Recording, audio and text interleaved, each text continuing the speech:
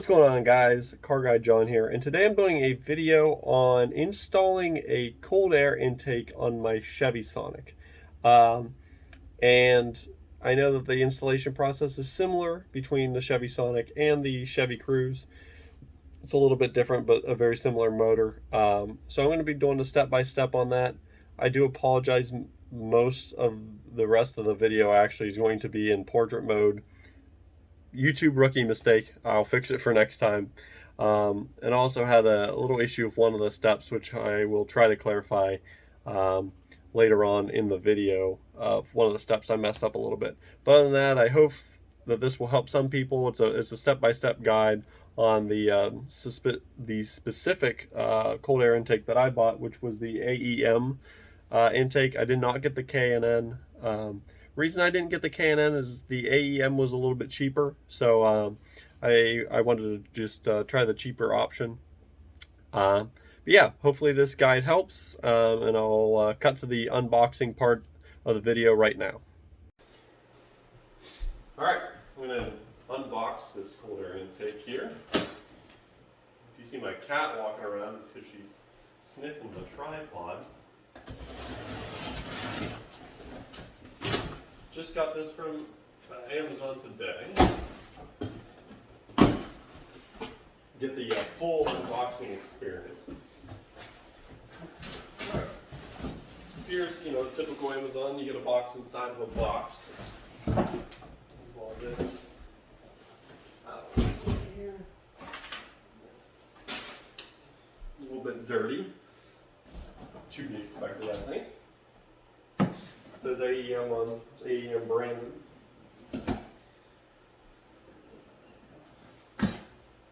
Using open scissors to unbox, typical. Good way to do that.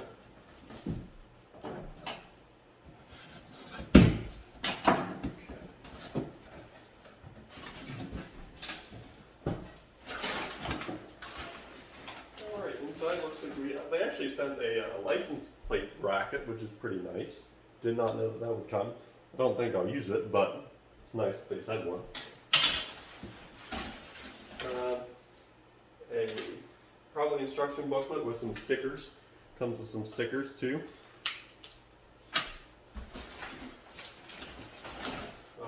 Here's that they have the rubber gasket, which would go around the heat shield.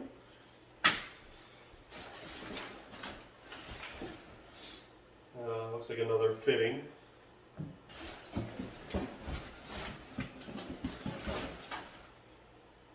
This is actually pretty nice here too. In case anybody wanted to see the quality of this, I don't even know what the official word would be for it. It's a lot lighter than I expected it to be though. It's pretty nice. A very nice finish on this as well.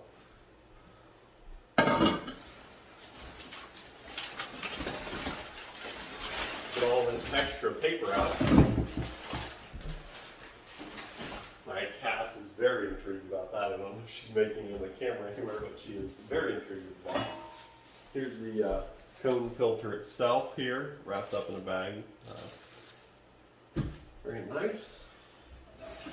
And the heat shield, which is honestly the heaviest part of the whole thing. It's like solid metal. But then that's probably what the rubber gasket is going to go around. And some clamps as well. The next part of this video will be me installing it on the car. Okay, now we're going to go over the installation of this. I'll try to make it short and sweet. First thing they recommend you do is disconnect the negative battery terminal. That's going to be a 10mm nut. I'll go and take that off, and then I'll get on to the next step. Okay, with the negative battery terminal disconnected, the next step is going to be to take off the mass airflow sensor. So first thing is this tab's going to pull out, and then you're going to push down on this little black piece that'll allow you to release the whole sensor. So this pulls out like that, and then you push down on this, and this whole piece pops off. Just like that. Try not to get that too dirty because that's your connection for your mass airflow sensor, which you don't want that to get dirty. If it does, they do make cleaner specifically for that. Okay, after the mass airflow sensor wiring is removed, you can move down here. Right here, there's a hose clamp, and you can go ahead and loosen this. I believe that's a 10mm size, or you could just use a regular flathead screwdriver. I think that's easier than digging through your drawer unless you have the nut screwdriver handy. Sorry, I was trying to think of a word for it. So you can go ahead and loosen that. Once I get that loosened, I'll be right back with you guys. Okay, I went ahead and loosened this up. You can't really tell, but it's loosened now. And down here, I'm going to try to get you guys in here. You can see that this tab sticks up, so this whole thing slides over. That will allow you to get the clamp off or have it looser. And then you should be able to just pull this whole unit out of here, just like so. And then that'll release that. That hose clamp will be loosened for when you go to put your aftermarket intake on. And then I believe this all just pops off, which I will do off camera. I'll let you know, but I believe the whole thing just pops off. Okay, I got my old air box off. So the way it's held in there is there's this, and there's one here down here on the bottom, right here. Those fit into these 3 holes right here. Simply pulls out quite easily. Just make sure that those rubber pieces there do not get taken out when you go to remove the unit. You have to replace those back in. And I, by mistake, left this on here. This whole piece comes off as well. I believe we'll need it on the installation of the new one. So that comes off there, so you're just left with that there. It should be clarified that I am going based off of the instruction booklet here. It's never something I've done before. This instruction booklet actually makes everything very clear, and it actually, the next step, if I would have read ahead, does say to remove these. So after I explain not to remove them, I'm going to go ahead and remove them. They just pull out pretty easily. Sorry, I really didn't realize I didn't get that on camera. They pull out pretty easily. Like I said, there's 2 more. I'll pull those out, and then I'll go ahead and proceed to the next step. Okay, I went ahead and pulled all 3 of these out. You're going to want to save them for when you install your new cold air intake, but you want to take them out for right now. The next step is to remove the mass airflow sensor from your old unit. These are going to be a T20 Torx bit. Hopefully you have one of those lying around. And you're just going to unscrew both of these, and then you'll take out your mass airflow sensor. Just be careful with this. Again, it is a piece of technology, so to speak. Normally isn't supposed to be, you're not going to expose it to dirt and everything. That's why it goes through the air filter first. So when you take this, just make sure you lay it in a clean spot. So I'll go ahead and take this off, and then we'll get on to the next step. Okay, here's the mass airflow sensor. It has been removed from its spot in the old air box. Now the next step is, and I should have been clarifying this and reading farther ahead, so hopefully I'm not missing any steps, but this right here was the old grommet that was located in this location. And this was the grommet that was down there. It is actually not needed for for any of the future steps. However, one of the ones that was located over here in the side, there was 2 there. You're going to take one of those ones from there, and you're actually going to insert it in here, which I imagine is going to take a little bit of messing around with, so I'll go ahead and do that. But I just wanted to clarify that these 2 need saved. The one that is originally down here does not, and you take one of the ones from up here and put it down here, just to clarify. Okay, that rubber grommet there has now been installed. It's pretty easy. Recommend maybe just getting a screwdriver, and when you're putting it in, just kind of just pushing it down, being careful not to tear it. Push it down. I mean, it squeezes pretty easy. It's a pretty soft rubber to get it in there. And yes, that step is now complete, and on to the next one. Okay, now we move back inside. The next step is to apply the provided heat shield, or I guess rather trim for the heat shield. And you're going to apply it around every edge that is basically exposed on this heat shield itself. So as the picture describes, it's kind of almost every single edge here. So that way you end up with a good seal. Everything except for where you have where you'll have like mounting points here, and I believe there's there's one back here as well. So you wouldn't need to put a heat shield around there or the trim. However, but on every other edge, it'll go around, including the bottom. I've heard this may be difficult, maybe not. You cut it and trim it as desired. So I'm gonna go ahead and do that. I'll show you the finished product, let you know how hard it was. Okay, it's not the prettiest thing in the world, but I do have the trim along every edge of the heat shield. Not too hard to do. Just note that there is metal inside this, so if you're going to cut it, would definitely recommend having some wire cutters, because you're not going to cut through with regular scissors. After that's done, they provide you with, let's see if I can get it to focus here.